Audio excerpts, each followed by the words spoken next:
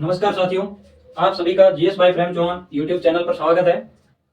हम पढ़ रहे थे हमारे अधिकार नाम से हमने एक सीरीज स्टार्ट की थी। उसमें हम संविधान में जो हमारे मूल अधिकार है, जो हमारे फंडामेंटल राइट है, उनके बारे में हम पढ़ रहे थे। उनको पढ़ते हुए आज हम आगे के जो आर्टिकल है, जो अनुच्छेद है, उनके बारे में पढ़ेंगे। आज के जो आर्टिकल, जो अनुच्छेद हम पढ़ेंगे वो बहुत ही इंटरेस्टिंग है, आपको जानने भी जरूरी है और आप अपने और जानने वाले और दूसरे परिवार के लोगों और भी किसी को बता सकते हो, क्योंकि हमारे जीवन में कई तरह के उतार चढ़ाव आते हैं, कई तरह के समय आते हैं। तो उनमें हमें जिंदगी जीने के लिए कुछ जो अधिकार है, अधिकारों के ऊपर जो प्रतिबंध है, और आज जो हम पढ़ेंगे यह टॉपिक एक बहुत ही महत्वपूर्ण टॉपिक है। इसके बारे में आपको जानना बहुत ही जरूरी है। हमने कल जो आर्टिकल 19 के बारे में पढ़ा था, जिसमें स्वतंत्रताएं बताई गई थी। इस आर्टिकल जो आज हम पढ़ेंगे, आर्टिकल 20 और आर्टिकल 22 पढ़ेंगे। बीच में हम आर्टिकल 21 को एक बार छोड़कर इसकी वीडियो है जो हम कल बनाएंगे, क्योंकि आर्टिकल 21 एक बड़ा आर्टिकल है और आर्टिकल 20 और आर्टिकल 22 है जो एक दूसरे से दोनों कनेक्टिंग है, एक दूसरे से जुड़े हुए हैं, एक जैसे ये दोनों। तो हम इन दो आर्टिकल को आज पढ़ेंगे। हमारे अधिकार सीरीज में आज हम पढ़ रहे हैं आर्टिकल 20। आर्टिकल 20 का एक नाम है, संविधान में प्रत्येक आर्टिकल का एक नाम है और उसकी व्याख्या दी गई है। अपराध की दोष स्थिति में संरक्षण, अपराध की दोष स्थिति में संरक्षण, protection in respect of conviction. आप कोई अपराध करते हो या आपसे जाने अनजाने में या गलती से कोई अपराध हो जाता है। अपराध का अर्थ यह है कि आप जो कानून बना हुआ है, आप उस राज्य के खिलाफ जा रहे हो, आप उस लॉ के खिलाफ जा रहे हो। अगर आप उस राज्य के खिलाफ जाकर कोई कार्य कर रहे हो तो वो अपराध की श्रेणी में आएगा। आर्टिकल 20 है, इसके बारे में आज हम पढ़ेंगे। यह आर्टिकल हमें, जो आर्टिकल 21 है, उसका पूर्ण रूप से जो व्याख्या है एक तरीके से आर्टिकल 21 की, वो हम आगे पढ़ेंगे। आर्टिकल 20 जो अपराध की दोष स्थिति में संरक्षण। अपराध क्या होता है? अगर आपने किसी व्यक्ति को थप्पड़ मार दिया, किसी की हत्या कर दी, ये अपराध है। अगर आप ऐसा कोई कार्य करोगे वो जो राज्य के हित के विरुद्ध हो, जनहित के विरुद्ध हो, वो अपराध की श्रेणी में आएगा। अपराध दो तरीके के होते हैं, जो मामले होते हैं वो दो तरीके के होते हैं, दो प्रकार के। उनमें किसी भी तरह का जो अपराध होता है, केस होते हैं, जो न्यायालय में केस चलते हैं, ये दो प्रकार के होते हैं अपराध। एक तो होता है इसमें सिविल और एक होता है आपराधिक या क्रिमिनल।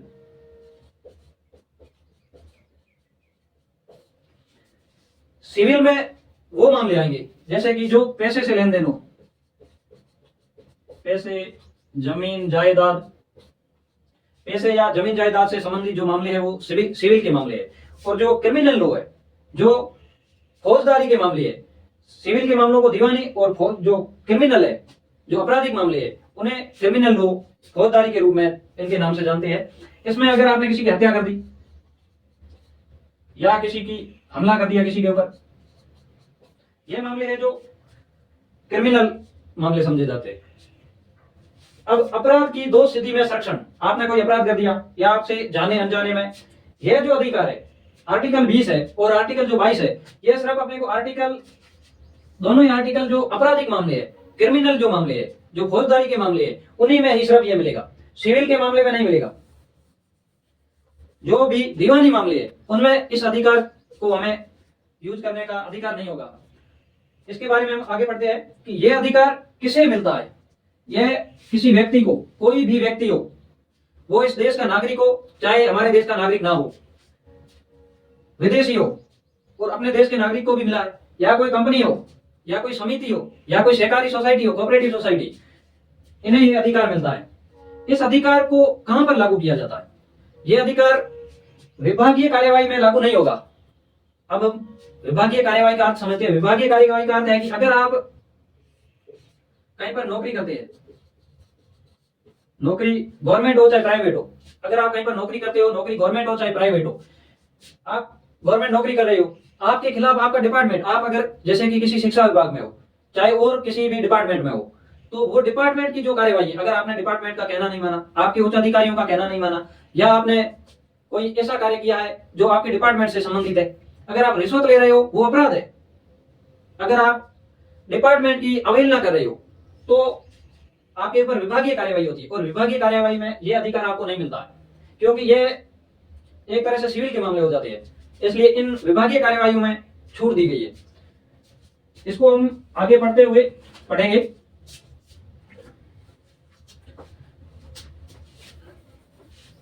इस अधिकार को हमें विभागीय कार्यवाही में छूट मिली हुई है। इस जो आर्टिकल 20 है, इसके 3 भाग है मुख्य रूप से।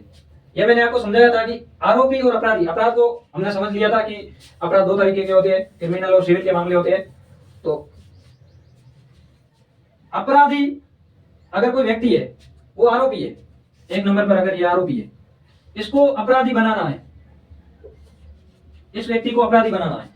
कोई व्यक्ति गिरफ्तार हो गया, किसी व्यक्ति को पुलिस ने पकड़ लिया, इसका अर्थ यह नहीं है कि वो व्यक्ति अपराधी है।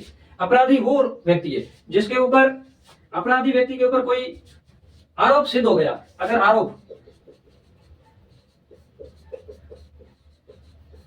आरोप सिद्ध हो गया तो वो व्यक्ति आरोपी है। उससे पहले वो व्यक्ति आरोपी नहीं होता है। किसी व्यक्ति को पुलिस ने पकड़ लिया, थाने में ले जाकर रख दिया, वो व्यक्ति अगर विचाराधीन रूप से उसको जेल कस्टडी में भेज दिया, फिर भी वो आरोपी नहीं है। उसके ऊपर ट्रायल चलेगा, कोर्ट का ट्रायल चलने के बाद में अगर कोर्ट ने उस व्यक्ति को, न्यायालय ने उस व्यक्ति को अगर आरोपी साबित कर दिया, तो वो आदमी है, जो कोई भी व्यक्ति है जो अपराधी है, उससे पहले वो अपराधी नहीं होगा। इस आर्टिकल में जो आरोपी व्यक्ति है, उसको अपराधी बनाने में, आरोपी को अपराधी बनाने के बीच में जो टाइम पीरियड है, तो इस व्यक्ति आरोपी के क्या अधिकार है, यह एक सामान्य व्यक्ति है आरोपी, इसके क्या अधिकार है, तो इसको किस तरह से संरक्षण मिल सकता है, यह अपना बचाव किस तरह से कर सकता है, इसके लिए इस आर्टिकल में हम पढ़ेंगे। इसके 3 भाग है। सबसे पहले आर्टिकल जो 20 है, आर्टिकल 20 का सब क्लोज 1, आर्टिकल 20 का सब क्लोज 1 में लिखा गया है कि कार्योत्तर विधियों से संरक्षण। यह टेक्निकल शब्द है, हम इसको सरल करके समझेंगे। कार्योत्तर विधियों से संरक्षण या भूतलक्षी विधियों से संरक्षण। इसका अर्थ यह है कि अगर किसी व्यक्ति ने कोई आरोप कर दिया, अपराध कर दिया, किसी व्यक्ति ने कोई अपराध कर दिया, अगर अपराध किया है उसी समय जो कानून है, उसी समय कानून में जो उस अपराध के लिए सजा दी गई है, सिर्फ उन्हीं धाराओं को ध्यान में रखते हुए उसी प्रकार की सजा मिलेगी उस व्यक्ति को। जिस व्यक्ति ने जिस समय अपराध किया है, तो उसी समय उसे सजा मिलेगी। जो जिस व्यक्ति ने अपराध किया है, तो उसके बाद में आप कोई भी कानून बनाकर उस व्यक्ति को सजा नहीं दे सकते। इसका अर्थ हम ऐसे समझते हैं कि अगर किसी व्यक्ति ने किसी व्यक्ति की हत्या कर दी, किसी व्यक्ति से लड़ाई कर दी, तो उस समय जो कानून था, उस समय जो लॉ बना हुआ था, उसमें जो उस व्यक्ति के लिए सजा थी, जैसे कि अगर किसी व्यक्ति ने किसी की हत्या कर दी तो उसको 10 साल की सजा है। अगर उस टाइम तो 10 साल तक की सजा थी, उस व्यक्ति के अपराध करने के बाद में साल, 1 दिन, 2 दिन, 5 साल बाद में कोई भी ऐसा कानून बनाकर अगर हम उस व्यक्ति की सजा पहले 10 साल थी तो उसको 20 साल, अब इसको 20 साल सजा होगी, ऐसा नहीं हो सकता। इसमें एक और हो सकता है, उस व्यक्ति की आप सजा को कम कर सकते हो। पहले जिस व्यक्ति को सजा मिल चुकी है, उस व्यक्ति को अगर बाद में आप कानून बनाकर, जिस व्यक्ति को 10 साल की सजा मिली है या मौत की सजा मिली है, उसे फांसी की सजा मिली है, तो आप उस फांसी की सजा को उम्र कैद में बदल सकते हो। या किसी व्यक्ति को 20 साल की सजा मिली है, तो आप उस व्यक्ति को 20 साल की सजा को घटाकर 10 साल तक कर सकते हो। इसका अर्थ यही हुआ कि आप जिस समय जो कानून है उसी के अनुसार ही उस व्यक्ति को सजा दोगे। इसके बाद में आर्टिकल है अनुच्छेद 20 का सब क्लोज 2, दोहरे दंड से संरक्षण। दोहरे दंड से संरक्षण। अब इसका अर्थ क्या हुआ? इसका अर्थ यह है कि किसी व्यक्ति ने अपराध किया, एक अपराध के लिए एक अपराध के लिए एक बार ही सजा। अगर किसी व्यक्ति ने कोई अपराध कर दिया तो उस अपराध के लिए उसको एक बार के अपराध के लिए एक बार ही सजा होगी। ऐसा नहीं है कि एक बार किसी व्यक्ति ने अपराध कर दिया, गलती से हुआ है चाहे उसने जानबूझकर किया है, तो उस समय उसको पहले तो 1 साल की सजा दी गई है। उसके बाद में अगर पुलिस को शक है कि यह व्यक्ति बाहर जाकर और किसी व्यक्ति से लड़ाई झगड़ा करेगा या हत्या कर देगा, तो उसको 1 साल और बढ़ा दो, नहीं बढ़ा सकते। एक बार के जो अपराध के लिए जो कोर्ट ने सजा दी है वो एक बार के लिए, एक अपराध के लिए ही होगी। उसको आप दोहरे दंड मतलब डबल नहीं दे सकते उसको। जितना एक बार मिला है उसका आपको अगर लगे कि इस व्यक्ति को और हमें पकड़ कर रखना चाहिए या जेल में रहना चाहिए, नहीं रख सकते। इसके बाद में जो आर्टिकल 20 का सब क्लोज 3 है, आर्टिकल 20 का सब क्लोज 3 है, इसमें सवे साक्षी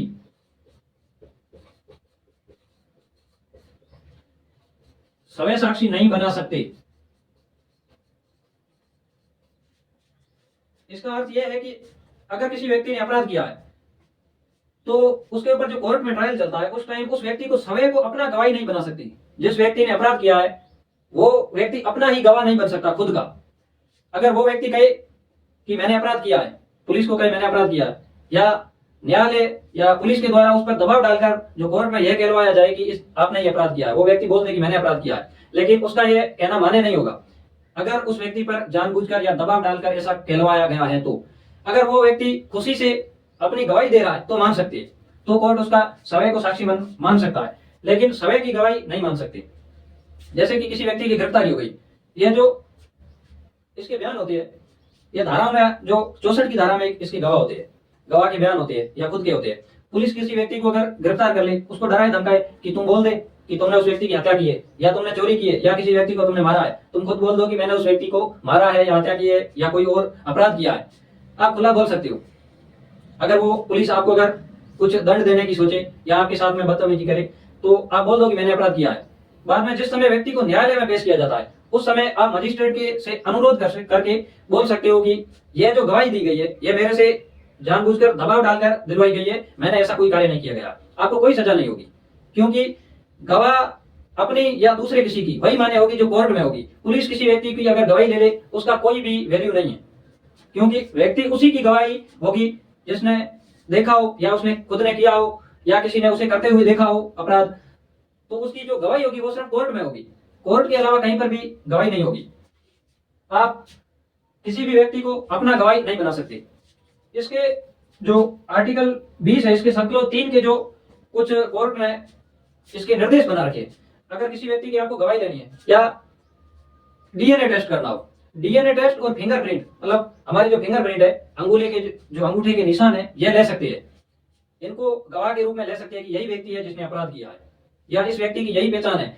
या गलती से किसी एक शक्ल के अगर दो आदमी हो, एक ने अपराध किया है दूसरा पकड़ा जाए, तो उसकी पहचान करने के लिए फिंगरप्रिंट और डीएनए को आप ऐसे समझ सकते हो। डीएनए हमारे शरीर में एक गुणसूत्र होते हैं। अगर किसी का बच्चा चोरी हो गया है या आपने एक भंवरी देवी केस सुना होगा, राजस्थान में जोधपुर डिस्ट्रिक्ट में एक लड़ी थी भंवरी देवी नाम से, 2012-13 में उसका केस हुआ था।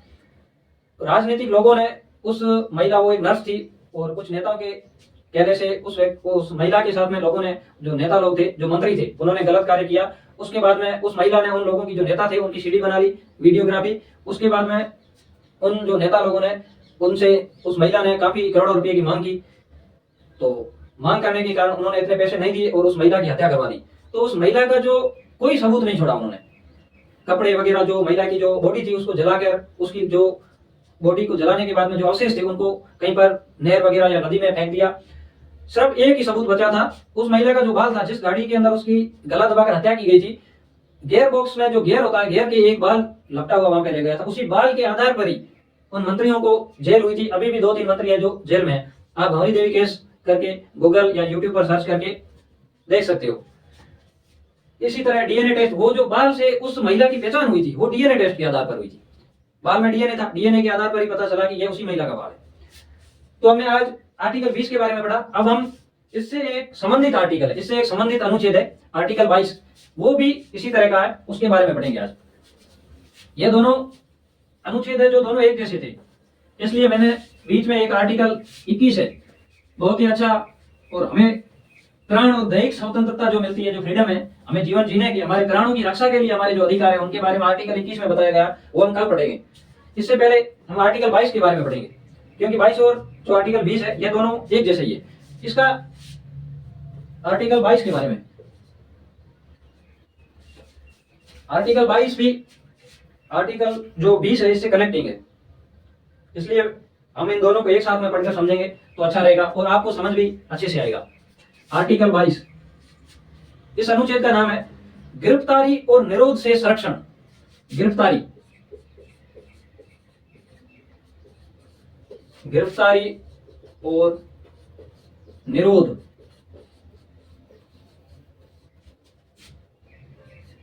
से संरक्षण।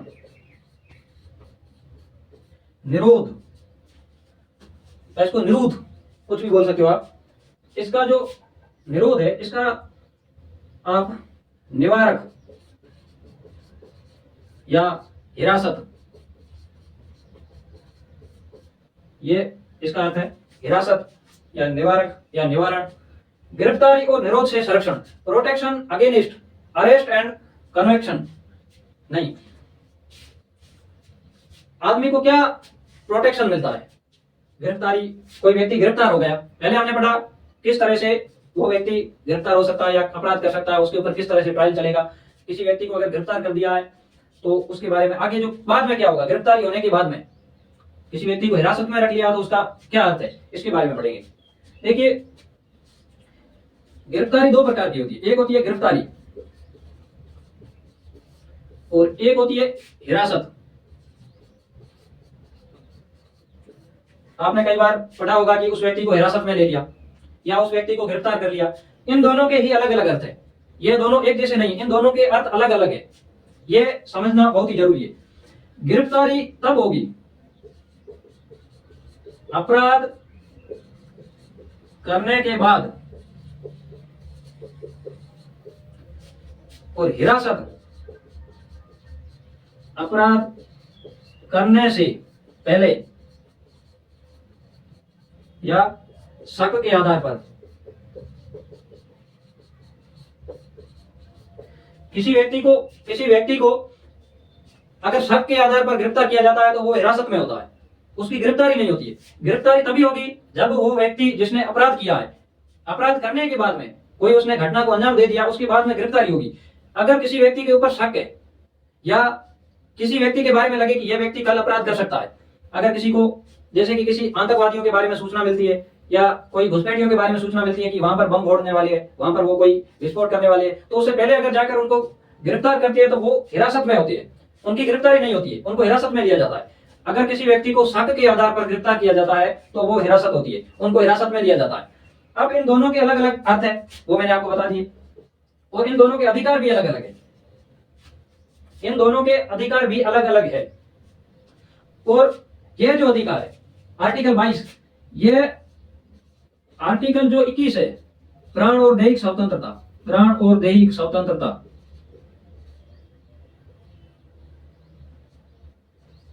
प्राण और दैहिक स्वतंत्रता, प्राण और दैहिक स्वतंत्रता का पूर्ण रूप से अगर संरक्षण मिल रहा है तो इसी आर्टिकल में मिल रहा है। आर्टिकल 22 आर्टिकल 21 का एक बहुत ही अच्छे तरह से व्याख्या की गई है। तो मैंने आपको बताया कि गिरफ्तारी होगी अपराध करने के बाद, आपने किसी व्यक्ति को हत्या कर दी या लड़ाई झगड़ा कर दिया या मारपीट कर दिया और कोई भी ऐसा अपराध कर दिया जो राज्य के खिलाफ हो, उस व्यक्ति के मूल्यों के खिलाफ हो, तो आपकी गिरफ्तारी होगी। अगर किसी व्यक्ति को शक के आधार पर गिरफ्तार किया जाता है तो वो हिरासत में होगा। अब इन दोनों के अलग अलग अर्थ है। कोई व्यक्ति जो गिरफ्तार हो गया है, अगर गिरफ्तार हो गया है तो उस व्यक्ति को अपनी गिरफ्तारी का कारण जानने का अधिकार है, कारण जानने का अधिकार।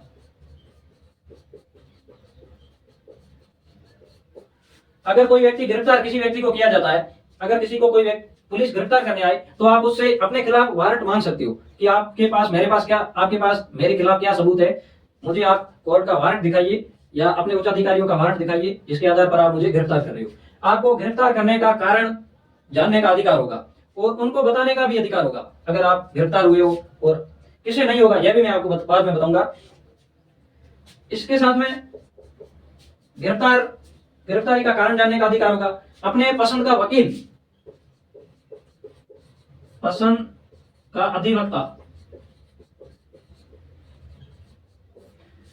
आपको अपनी पसंद का वकील या अधिवक्ता या एडवोकेट करने का अधिकार होगा। आप अपनी पसंद के किसी भी व्यक्ति को अपना वकील चुन सकते हो। और इसका एक और अधिकार है, जो व्यक्ति गिरफ्तार हुआ है, गिरफ्तारी के 24 घंटे में न्यायालय में पेश,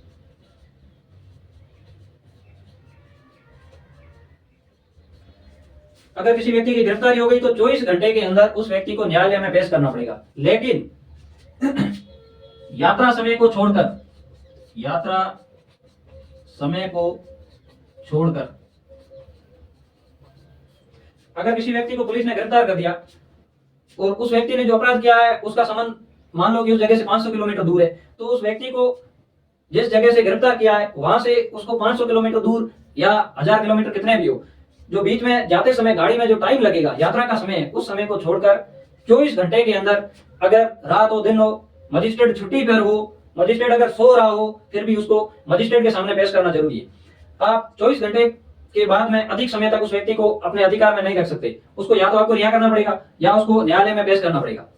और मजिस्ट्रेट की बिना अनुमति के आप 24 घंटे से अधिक समय तक किसी व्यक्ति को हिरासत में या गिरफ्तार करके नहीं रख सकते।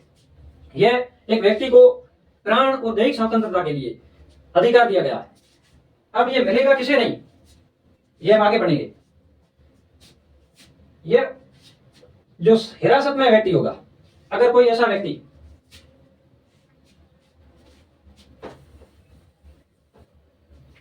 यह अधिकार है जो हमने पढ़े, यह अधिकार किसे नहीं मिलेंगे? अगर कोई व्यक्ति आतंकवादी है या शत्रु देश का नागरिक हो,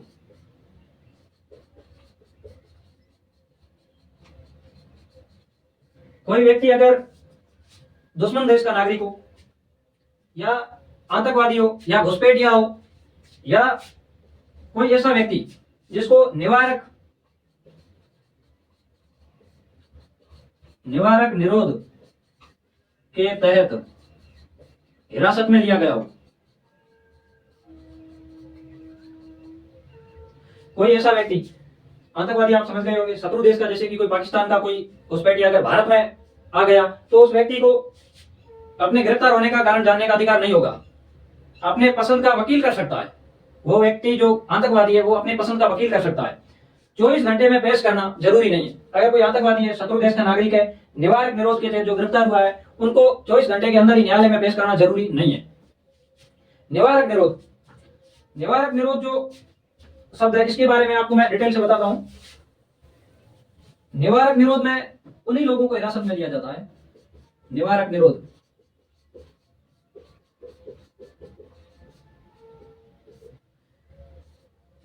जो व्यक्ति, अगर उस व्यक्ति के कारण देश में अगर देश की एकता अखंडता को खतरा हो, एकता अखंडता, देश की एकता अखंडता को खतरा हो या दंगा भड़काने का काम कर रहा हो,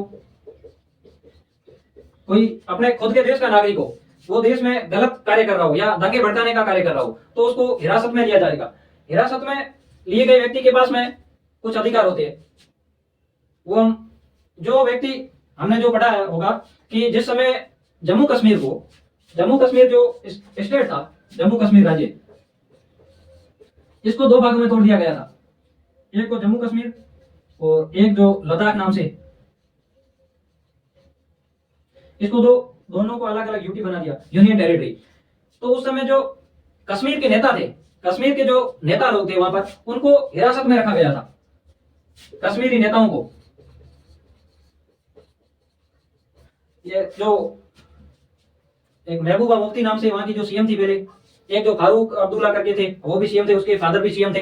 इन लोगों को सरकार ने, जो जिस समय कश्मीर से राज्य का दर्जा छीना गया था, तो इन लोगों के ऊपर शक के आधार पर, इन लोगों पर शक था कि ये लोग दंगे भड़काने का काम कर सकते हैं, दंगे भड़काने का काम। इन लोगों के ऊपर शक था कि ये लोग देश में दंगे भड़का सकते हैं, दो समुदायों को आपस में लड़वा सकते हैं, इसलिए इन लोगों को हाउस अरेस्ट,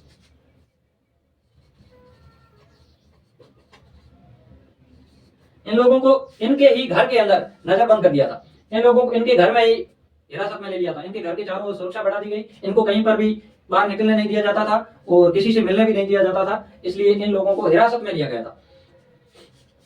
हिरासत में अगर कोई शत्रु देश का नागरिक है, आतंकवादी है, तो उस व्यक्ति के पास सिर्फ वकील करने का अधिकार होगा। उस व्यक्ति को हिरासत में अधिकतम 3 माह तक रख सकते हो, अधिकतम। लेकिन ये जो नेता थे इनको लगभग 7 से 8 माह तक रखा गया था। 3 माह के बाद में जो न्यायालय समिति, कोर्ट के द्वारा एक समिति का गठन किया जाएगा और उस समिति की सिफारिश के आधार पर किसी व्यक्ति को आप 3 महीने से अधिक रख सकते हो। और जो शत्रु देश का नागरिक है और यहाँ जो हिरासत में लिया गया नागरिक है उसको गिरफ्तारी का कारण जानने का अधिकार नहीं होगा। सरकार चाहे तो बता सकती है, चाहे तो नहीं बता सकती, उसके पास अधिकार नहीं है कि मुझे जानना जरूरी है। इस 3 मई को 44वां संविधान संशोधन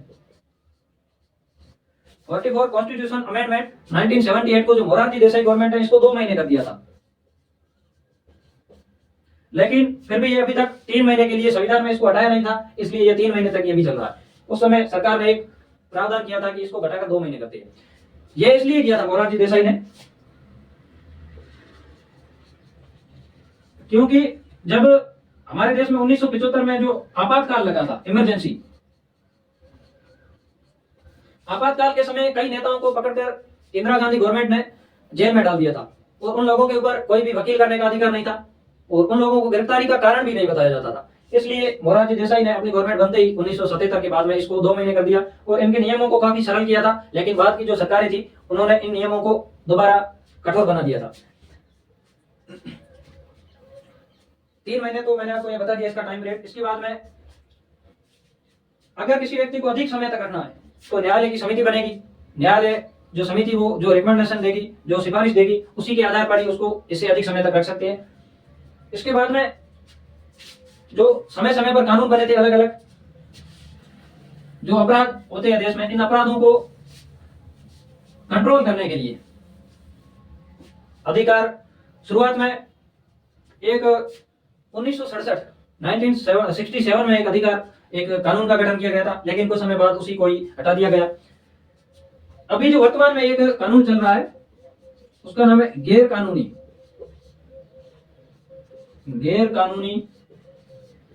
गतिविधि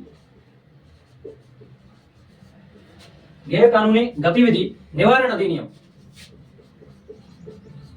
निवारण एक्ट 2008।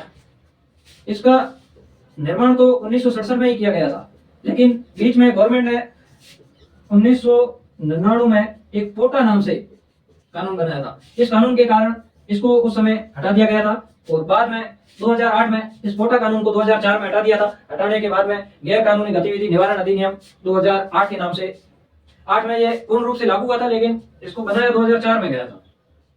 8 में इसमें संशोधन करके और नियम जोड़े गए थे। 2008 में इसका निर्माण 2004 में किया गया था और 8 में इसमें संशोधन करके और इसको कठोर बनाया गया था। यह कानून है जो समवर्ती सूची में है, समवर्ती। इस पर राज्य और केंद्र, समवर्ती सूची पर राज्य और केंद्र दोनों अपने अपने हिसाब से कानून बना सकते हैं। तो आज हमने ये 2 आर्टिकल पढ़े। आपको कैसे लगे? आप चैनल को लाइक सब्सक्राइब कीजिए और अपने दोस्तों को भी चैनल को शेयर कीजिए और ये जो ज्ञानवर्धक बातें हैं उनको भी बताइए, जो उनको जीवन जीने में आसानी हो। किसी तरह का कोई भी अपराध या कोई कार्य करने से पहले व्यक्ति को कानूनी तौर पर ध्यान होना जरूरी है। तो आप सभी का धन्यवाद।